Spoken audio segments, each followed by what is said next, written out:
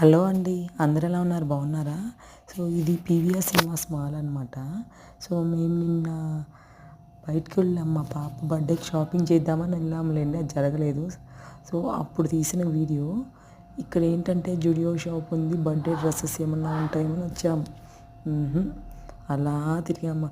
So, మేము వచ్చేటప్పటికి పెద్ద రష్ కూడా లేరు, వీకెండ్స్ కాదు కదా. సో, మేము అలా వచ్చామా. పిల్లలు చూడండి ఎంత పీస్ఫుల్గా అటు ఇటు పరిగెడతా, తిరిగినంత ప్లేస్ ఉందా.